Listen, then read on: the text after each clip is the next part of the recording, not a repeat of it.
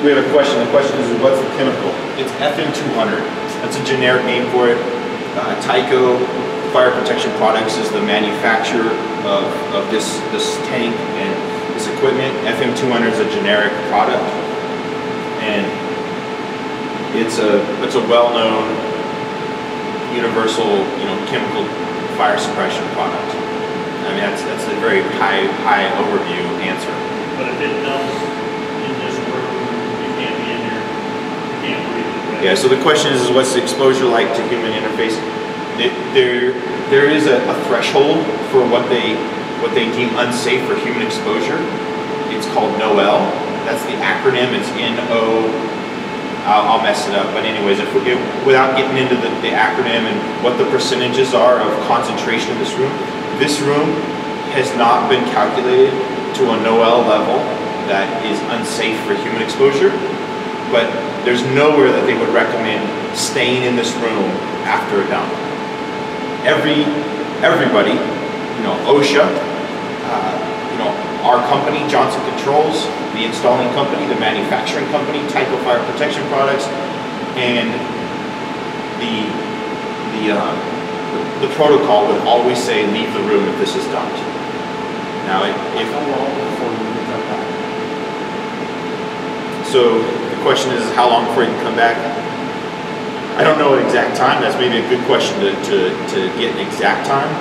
The protocol would be to open the doors, ventilate it out, and make sure that it doesn't seem hazardous. Is all that safe in all this equipment? If some of it got inside the cabinet? 100%, and that's the concept here. It's 100% non-corrosive.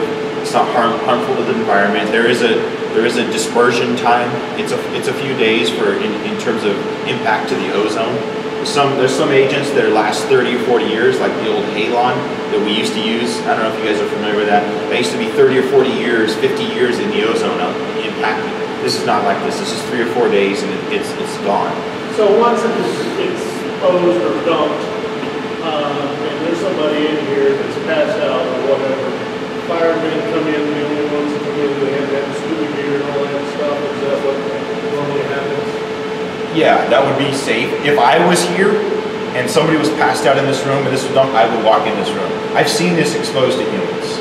And I also know that the percentage, this is I forget the number, it's like 4 or 5% concentration level in this room.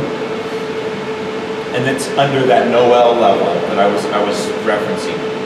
So there's some numbers there that I know I haven't given you guys, exactly the amount of time, exactly what the concentration level is, the exact amount of days before or time minutes before you can come in this room. We can get that for you. I just don't want to quote them and be wrong.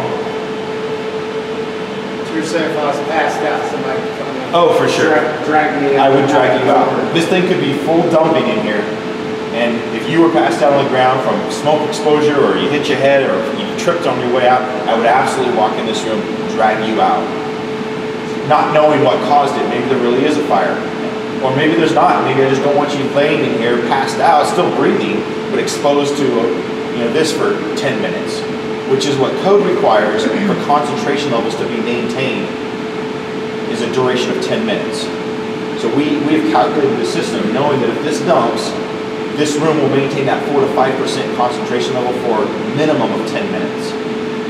So that's, if you were passed out, that's what you would be exposed to. What kind of residue does that leave? I don't know if it leaves any residue. I do know, going back to your question, it is 100% safe for all the electronics in here. That's the whole point of this tank as opposed to a wet system. Is it colored or anything? Just a white? So it's gas, and so you would see like the air change, like as if there was fog in the air. The visibility would change. You would hear it. It's high pressure, and you would hear it. It's going to hit the nozzles at an extremely high rate of pressure, and you're going to hear it. You're going to see it. You're going to know that it's dumping even if the alarms weren't going off. You're going to know. After it disperses, I'm not sure if it leaves a film or a dust or anything like that. There's a lot of different chemicals. There's Energen. There's Novec 1230, which we call Sapphire. That's a name brands like Kleenex. There's FM200. Of course, Halon has been, you know, cycled out of use. This is one that I'm not as familiar with, the FM200, which is why I maybe don't have some of these answers at the tip of my fingers.